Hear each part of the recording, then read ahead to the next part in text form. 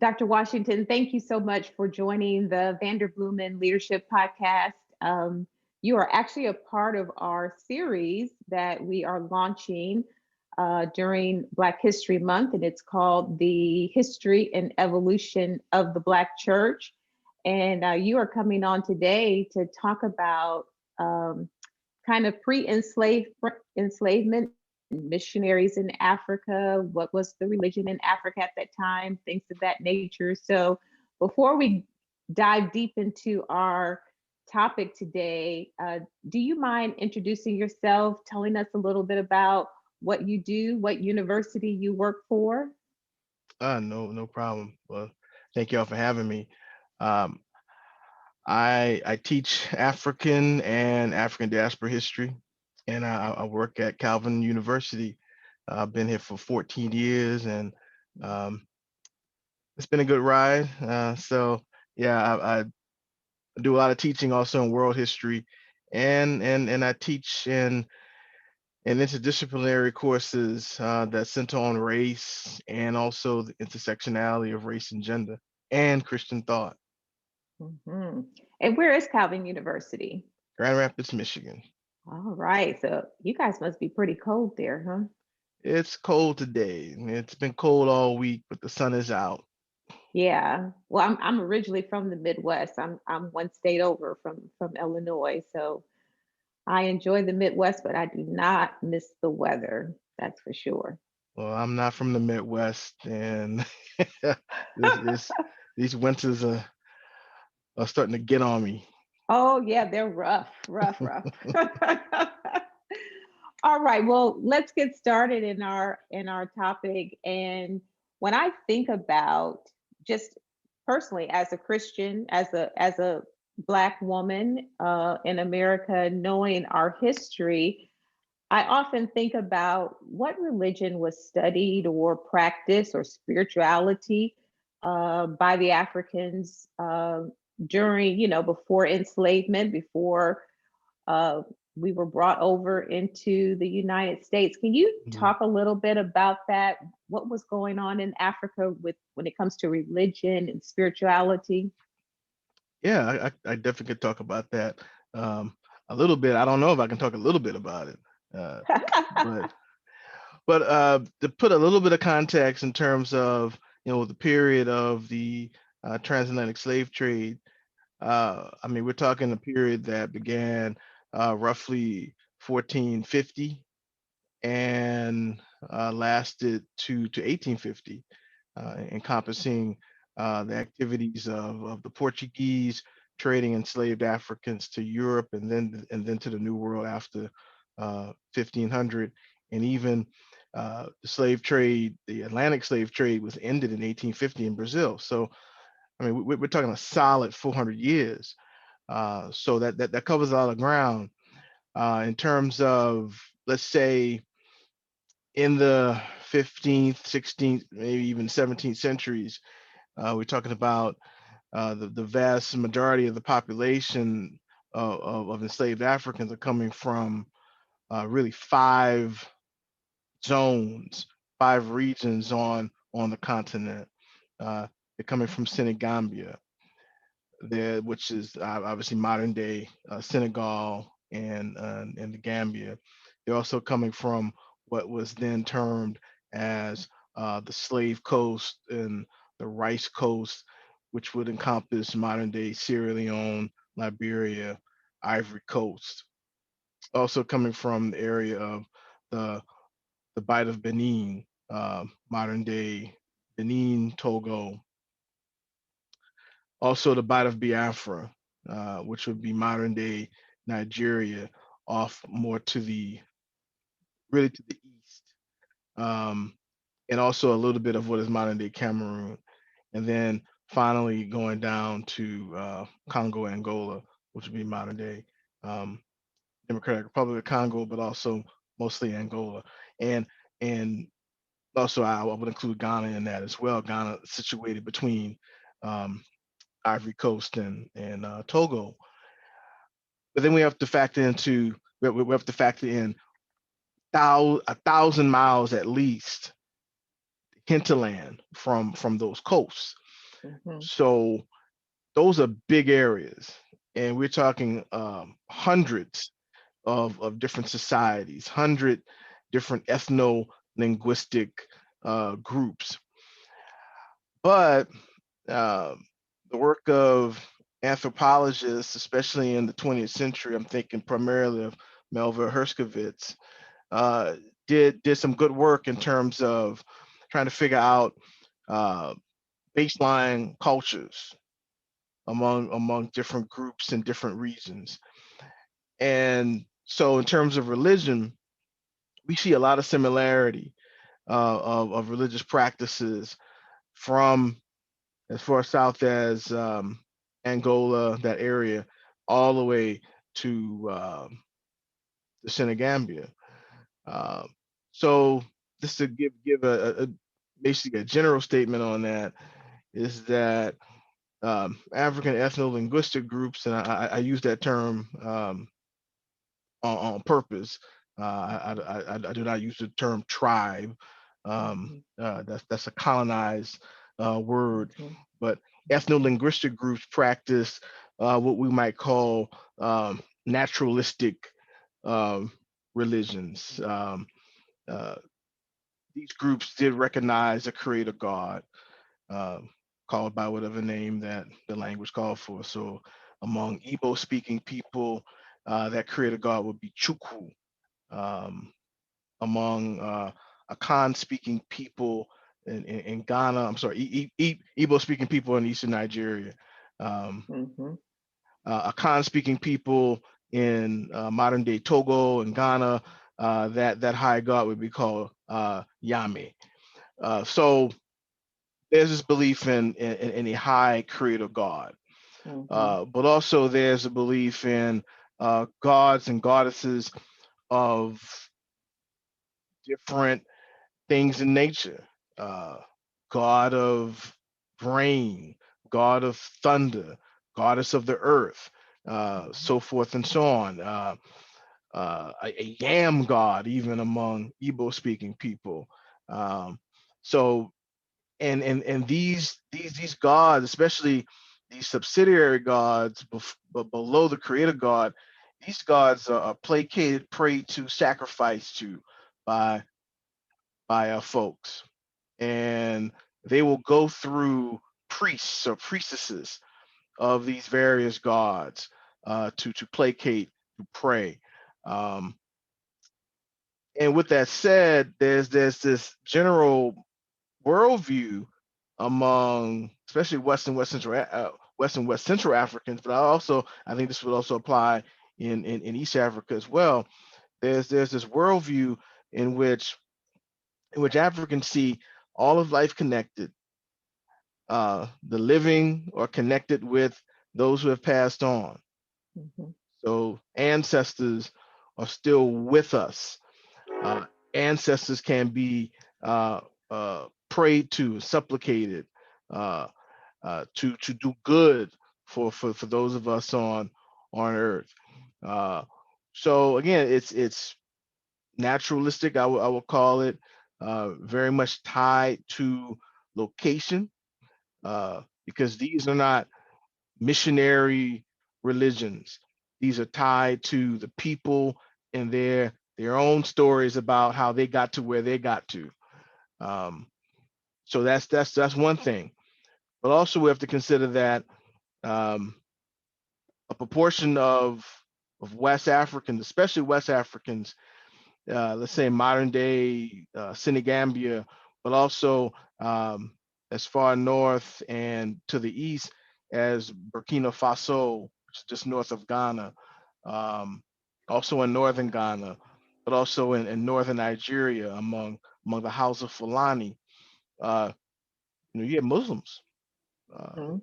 and we have record uh, in which uh, Muslim Africans were enslaved and brought to the Americas, and still were able to practice Islam at least for one generation, according to historian Sylvan Joff, in her book on Muslim captives in the Americas. Uh, So yeah, you had Muslims, and these Muslims had really Africanized Islam. Um, so it wasn't the same type of practice of Islam that you would see people in on the Arabian Peninsula, for example.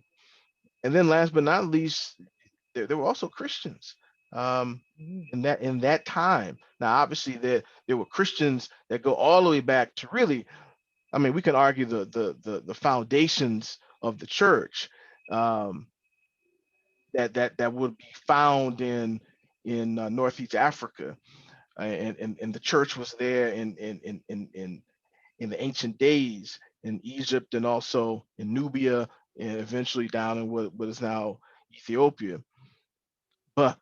But given that at the time of the transatlantic slave trade, um, there were Christians. Um, Mhm. Obviously, that's going to get into probably the next question, but I want to state this now, and then we'll come back to this that Mhm. there were Christians on the ground on the continent at the time of the slave trade, and we have record that there were Christians that were captured and enslaved and brought to the New World. Mhm. And that is a great point to bring up because most people believe that Christianity did not exist prior to in the African continent. And so that's shedding a lot of light for our listening audience of what was going on.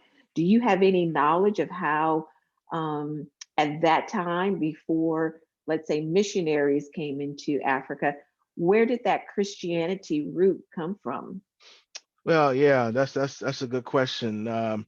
So at this again in this being context specific because I don't want to go all the way back to Hmm. the first centuries, um, but let's say in the 15th century where you have first the Portuguese making contact with Africans along the coast. It is through those contacts that you will have coastal Africans who will begin to engage with the Portuguese. They're engaging in commerce. They're also engaging in language. You have coastal Africans who begin to learn and speak Portuguese. Um, and then, as the Portuguese are building forts, for instance, like Elmina in Ghana, um, and way on the other side of the continent, Fort Jesus in what is now Mozambique. When you have that presence, that permanent presence among the Portuguese, following that, you will also have priests who will come to serve uh, Portuguese traders and merchants. And it's through that interaction that you have really the first generation of African Christians. Again, this is in this specific context. Um, so you see that happening Hmm. along the coast. There's a story of one king. Yeah, I think he was well, in modern day Benin, a little bit in Nigeria, with the Kingdom of Oyo, with the Oyo Kingdom. Um, he actually sends his son, one of his sons, to study Portuguese, but also the son becomes a Christian while he's in Portugal, and returns and tries to make Oyo into a Christian kingdom. It didn't happen, but he tried. Um, the the the most prominent example is the Kingdom of Congo, uh, that becomes a Christian kingdom uh, in Africa in the late 15th century, um, and that persisted. So uh, you, so missionaries in the sense somewhat, but not the missionary, not definitely not the missionary movement that we'll see in the 19th century. Hmm. This is contained to uh, Roman Catholic priests, but also it has a lot to do with um, Africans on the ground who are engaging these Portuguese merchants and then priests, and really want to um, learn about Christianity, and Hmm. again, and in some cases, even adopt it as their faith. So I'm going to ask you this question. At Hmm. that time, do you think there was any mixing of, I'm going to grab hold to some of this Christianity religion that I am getting introduced to, but I'm still holding on to some of my ancestral religion as well? Oh yeah, without a doubt, without a doubt. Mhm. Um, from the earliest of contacts between Africans on the coast and Portuguese, and then later on uh, other European groups. Um, Africans will Africanize and contextualize Christianity. Um, Mhm. the story goes in Kingdom of Congo that King Afonso the first, who you may have, that was his baptism name, Afonso of the Kingdom of Congo. He still um, basically he did not impose uh, Christianity upon his subjects. His subjects Mhm. are free to continue to worship and to practice in the ways of their ancestors. And it's also believed that King Afonso also maintained of some of those older practices within within his own Catholicism, and really within the Catholicism that was practiced in the Kingdom of the Congo. And I will also say that even though Afonso declares the kingdom a Christian kingdom, uh, very much it was really contained to the royal family and the Mhm. elites, Mhm. not the what we'll call the rank and file members of the kingdom. As I Mhm. said before, they still practice uh, their ancestral beliefs. Mhm. Mhm. So then let's move the time frame forward a little bit. And at some point, we see sort of an influx of what we call missionaries Mhm. going into the continent of Africa. And will you talk about why were they coming into Africa? What was their purpose? Was it just to spread Christianity? Were there other things behind it? All right, good question. The 19th century is called the missionary century in Africa, at least by some historians. Um, we do see earlier activity in the middle of the 18th century, especially in southern Africa, the Moravians coming from Germany, but also Moravian groups in England that are coming down to South Africa. But in earnest, the 19th century begins again what is called the missionary century. The London Missionary Society, for example, sends missionaries at the very turn of the 19th century to Southern Africa, and then you'll see the Christian Missionary Society, which was the missionary arm of the Anglican Church. You see them in West Africa, but you also see them in what is now Kenya. You have the Society of I'm sorry, the Paris Evangelical Society, which was French-speaking Presbyterians. You'll see them in Southern Africa, and also you'll see them in what is now the Cameroon. Uh, Scottish missionaries are coming to Southern Africa. Again, Anglicans are in West Africa.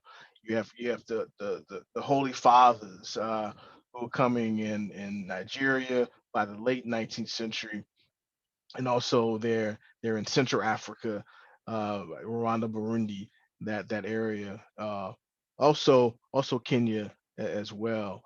Um, Mhm. so you have all these groups. You have Americans, I think it's called the American Missionary Board, uh, Congregationalists out of Boston. You'll find them in Southern Africa working among the Zulu. Um, and I will not forget, really was in the crux of my work. You begin to see African American Baptists as Mhm. well as African Methodists going to Southern Africa and also West Africa primarily. You do see a presence in Central Africa too. So all this is going on in the 19th century. So the big question is what's driving this? What's driving this? Mhm. Um, I mean, you're coming contextually. You're coming out of the first Great Awakening, especially in the United States, uh, and in the United States there was a push to share the gospel with folks who were not European of European descent, so enslaved Africans and their descendants, indigenous folk as well. You have this emphasis, but over in Europe it's a little different context.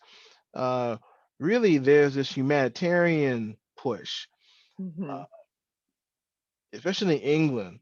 When we're talking at the turn of the 19th century, you have a hodgepodge of Christian groups. You have Anglicans and Methodists, some Baptists, some Congregationalists. Um, they're involved in two ways to deal with slavery. One is to abolish or suppress the transatlantic slave trade. So people like John Wesley in the 1780s and Thomas Clarkson and others, they're involved in that. But also you have missionaries, especially Methodist missionaries, who are interested in the amelioration of slavery. So not coming out and arguing to abolish it, although Wesley as a Methodist believed in the abolition of slavery, but there were others who were like, well, maybe we should do it gradually. Um, Mhm. so we can't we and they will be on the ground, let's say in the British West Indies, in Jamaica and so forth, and they will also impress upon Parliament to pass amelioration measures to lessen the harshness of slavery. So that's a context that you see this humanitarian push and missionaries going also to Africa, especially after the suppression of the transatlantic slave trade, which for Great Britain begins in 1807. Mhm. So now the thinking in England, especially, is okay. The slave trade is over with legally. We know that slave trade has had some negative moral implications upon Africans. That's the way they're thinking. You know, they're not thinking that they have some negative moral implications upon Europeans, but Mhm. it says the negative moral implications upon Africans. So we have to redeem Africa. We have to redeem Africa. Can So you dive into that a little bit yeah, more? yeah, Yeah. I definitely dive into this whole Mhm. concept of the redemption of Africa. Mhm. Well, part of the redemption of Africa has to do with um, the introduction of what would be called legitimate trade. So the English are no longer dealing with African societies in terms of exchanging goods for human beings. So now the attention will be focused on, okay, well, we still want to trade with African societies and African kingdoms. So let's introduce um, agricultural ways. I mean, these societies grew their own food anyway. I mean, it wasn't Mhm. anything that they were really introducing to the continent that was new. Um, but they say on one hand you have the plow. Let's bring in these new ways of tilling the ground so that they can produce some cash crops and we can buy those cash crops. And then on the other hand, they had the Bible. Mhm. So this redemption of Africa had to do with introducing the Bible and the plow. The Mhm. Bible and the plow. This was a adage by Thomas Buxton, an English. I believe he was a parliamentarian. But the Bible and the plow. So you're introducing again these ways to till the land, so the land could produce. You can produce these goods, so you could trade to these European traders. At the same time, we're going to introduce Christianity. Now, overarching all of that was this emphasis on civilizing Africans, Mm-hmm. and obviously civilizing from a European perspective. Mm-hmm. Um, and obviously the assumption is that these 200 some odd years that we've been trading for human beings, this is definitely not a civilized practice. So we know that these Africans aren't civilized. So we have to introduce these measures of civilization to them. Again, Mm-hmm. not saying that they're not thinking that, well, what we were doing was inhumane and uncivilized. Um, we were participants in this, and actually more so. Uh, so so basically, the missionary movement that comes out of that, again, has this understanding of, we're introducing a Europeanized, a European package version of Christianity tied to civilization, Mm-hmm. tied to civilization.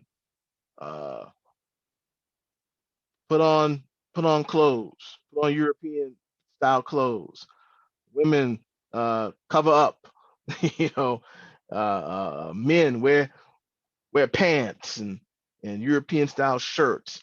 We'll give you education. You'll learn English. You will learn the history of Europe. Uh, we will teach you how to plow land in a European way, and so forth and so on. Uh, and that's a lot of what you see going on in the 19th century among missionaries, whether they were Protestants or Catholics. That was the gist of it. Mm-hmm. Can I? We're going to come back to that, but I want to tie that into. I want to ask you, how does that play into what we see a lot in society today, as it relates to even the work of the Christianity work that is done, Mhm. oftentimes is used to um, bring people more into looking, acting, responding like a certain people group. Right. How does that tie together? I see it as seamless from what how a lot of missionary groups and missionary efforts operate today with how it was in the beginning of this movement in the 19th century. I don't see any rupture in that. I mean, there's some, but there's still the seamlessness that missionary work inherently implies some sort of assimilation, Mhm. some sort of assimilation. So it is a colonized version of Christianity and mission work. Um, I mean, the context from which the missionary movement began. I mean, right after the suppression of the slave trade, and it enters right on into the scramble for Africa, which was a period from 1880 to roughly 1910, in which European countries carved up the continent, colonized the continent. Uh, there's this inextricable link between missionary movements and colonialism.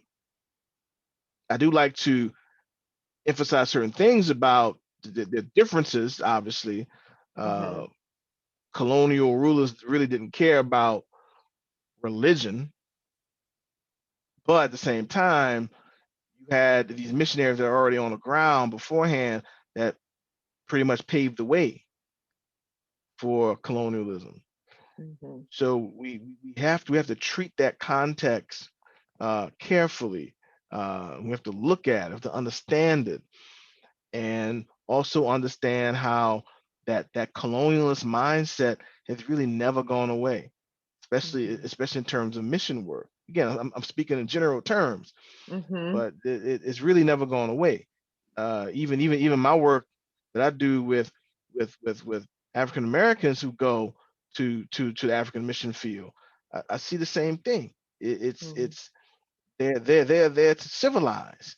Mhm. They're there to civilize. Mhm.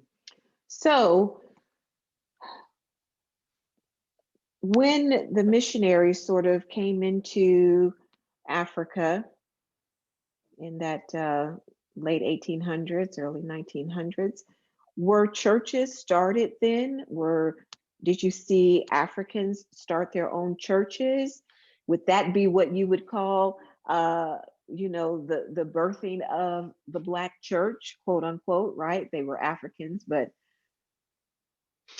Yeah, I mean, in the African context, you begin to see what we call independent African churches. So the Ethiopian movement, beginning in the late 19th century, in different parts of the continent, primarily in Southern Africa, and also um, a little bit in West Africa, in Liberia and also Sierra Leone. Um, so, I mean, those are movements that resisted what folks saw as really colonizing efforts in terms of missionaries and mission work, uh, that really didn't see the full dignity of Africans. Would not offer them leadership positions in these mission churches, and really have them as basically second class citizens of these churches. Uh, so, uh, so you see these sprouting up. Again, the Order of Ethiopia, for example, in Southern Africa, that came out of the Wesleyan Church, um, and again some other churches that you see in West Africa. Um, you know, really the prophet Harris is probably the most well-known figure, um, in West Africa and in Liberia, and also in Sierra Leone. So that's yeah, for the African context, that's the beginning period of what we'll see, like indigenous churches mhm, sprouting up, and you'll see mhm, that throughout the 20th century. mhm. So I will admit that I am one who loves mission work, right? I've been on the mission field for a number of years, not just in Central America, but in Africa as well.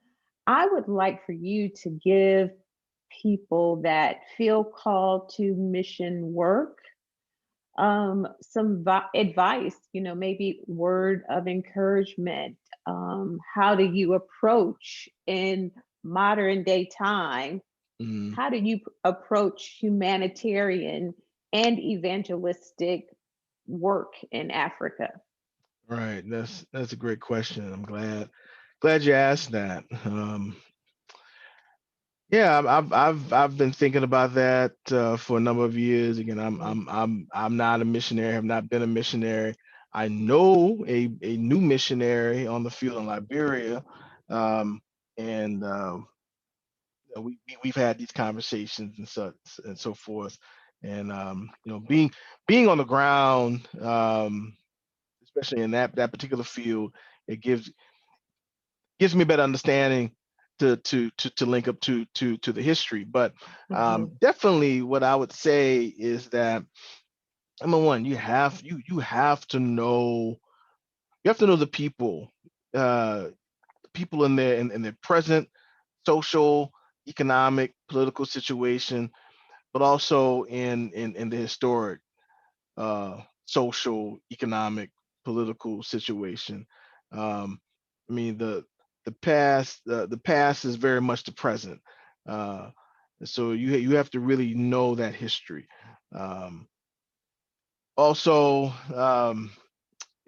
according to where you are, uh, learn the language beforehand. I know that's been a big push since really the 60s and 70s, and beyond, with missionary societies or arms of churches to really emphasize uh, you got to learn the language before you go. At least have let's have a working knowledge of the language, because with the language that you are engaged in the culture. You can't learn somebody else's language and then be ignorant of the culture. I mean, that's just how language Mm-hmm. works. I mean, language is cultural currency. Um, so learn the language. And I mean, when especially in the African field, I mean, so different from, let's say, North America, where you can just survive and function well with just knowing one language. Uh, People on the continent, uh, it, people can function in three and four languages easily. Um, so pick up that language, definitely. So the history, well, the present, the history, the language, um, and I would also say that, you know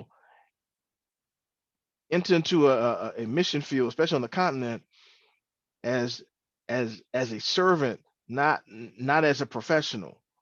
Mm-hmm. Uh, okay, you feel this call, and I would also say, investigate yourself and how you understand your call. Mm-hmm. Um, we can easily fall into um, civilizers and colonizers and saying, well, I'm coming with something that you need. Mm-hmm. No, no, no, no, no, no. I would say that you're coming as a servant. You come alongside people who've already been doing something. Mm-hmm. Um, I mean, the continent. I mean, that's where the church is growing the most. If anything, the continent should be sending more missionaries here, uh, to the United States, and going to Europe, as actually they do. Um, so I think mission work now is different. Mm-hmm. I think it has more to do with the reallocation of resources Talk than, talk about that. What do you mean the yeah, reallocation of yeah, resources? reallocation of resources. So I'll give you an example. In Liberia, I think that's be the area I know the best. Um, I mean, it, Liberia is very much a Christian country in the sense of, most of the folk are going to identify as Christians. Um, Churches everywhere. So it's not about missionary work in the old sense and starting these new movements and starting these old churches. No, I think that Liberians can do church. They know how to do church. What's a challenge in Liberia is infrastructural things, uh, the lack of resources to do Mm-hmm. certain things well, to serve people on the ground. Um, Whether it's in terms of real brick and mortar type buildings, Mm-hmm. or maybe even in terms of, issues like, schooling, in terms of, having school that's affordable. Um, but I would even go even further than that, um, in terms of making sure that girls are well educated. Mm-hmm. Um, I mean, that I think that's an initiative, and that's not it's not obviously it's not this is not a new one, because again, in my own work, I read the letters, from one missionary who was on the ground in both Malawi and in Liberia, and her whole emphasis was on the education of girls. Mm-hmm. So this is 120 years ago, Mm-hmm. and that hasn't changed. So I think that missionaries could be actually more single minded instead of more broad based. So you can go in there and say, okay, how can I help these initiatives to educate girls? How can I go in to advocate for Mm-hmm. girls? And again, this is something that I've seen, in the last, 3 years, going Okay. going back and forth to the continent. Whether it's been in Ghana, Liberia, or Kenya, there are groups, grassroots groups that are emphasizing and advocating girls, especially girls' education and other things surrounding girls. Mhm. So I think those groups would want some reallocation of resources in terms of human resources and people working alongside them, and also monetary resources. So Mhm. that's what I'm talking about, um, in terms of the reallocation of resources. Mhm. um, and you are working with you're partnering. You're Mhm. not really founding anything unless you have to. Mhm. I think that's a great place to end our conversation. That as believers, as Christians, that our work is to partner with and to come alongside, and not to take over and control. And sometimes the lines get a little fuzzy, Mhm. but I think if we depend on um, Christ and that He's at the center, we'll see, and we emulate the work that He did. More and more will come alongside the people that we feel called to, as you said, serve, and to really have that posture. Dr. Washington, it's been great talking with you today. I know that you're working on a project, a book, and you probably have some other things out there. Can you just, if you'd like to, share a little bit about what you're working on and maybe how people can follow you? Okay. Yeah, the big project that I'm working on, and I'm I'm nearing the end of it. At least the first draft of it is a work on um, African American missions to Africa from 1820 to roughly 1920. Mhm. So beginning with the work of Lot Carey, who um, was a formerly enslaved man in Virginia, and he and other folk left Virginia, and immigrated to Liberia, um, and founded Providence Baptist Church, which Hmm. is one of the oldest churches. Well, it's the oldest Baptist church on the continent, that definitely, um, but also, definitely the oldest, one of the oldest churches in Liberia. So from his work in Liberia all the way um, to the work of, what's her name? I think her name is Sarah Williamson, who was a nurse, a medical missionary who also worked in Liberia. Um, so encompassing all of those persons, but also digging into the the motivation. So yeah, talking about Mhm. Ethiopianism, not in the African sense of Ethiopianism, but Ethiopianism in the sense that, um, African Americans and also Afro Caribbeans believe that God's purpose in their enslavement was for them to become Christians and then return to Africa to Mm. to to to Christianize. But what I found both in my dissertation work and now in this book project is that these folks believe that, um, evangelism and evangelization was also about civilizing. So, Mhm. um, that's when I'm focused on Baptist folk. So Mhm. those Well, that's that's my fantastic. And roots. where can we find you? Well, I mean, you can always look me up. You can go to www.calvin.edu and look me up under the historical studies department, or go to, um, page on Diaspora Studies. I I direct that program. You can find me there. Um, those those would be the best places, to find me at. Perfect. Thank you. So when you're done with your book and it's ready to come out, I'd love to have you back on. That'd be great. I can see the light at the end of the tunnel, but I don't know how long it'll take I for the understand. edits and all that good stuff. So, but I'm actually feeling good about where I am in the project. Well, thank you for the work that you're doing and for the historical studying that you've done to bring shed light on African history and how we kind of ended up where we are today. So thank you Mm. very much for your time, and it's been great talking to you. All right, you're welcome. My pleasure.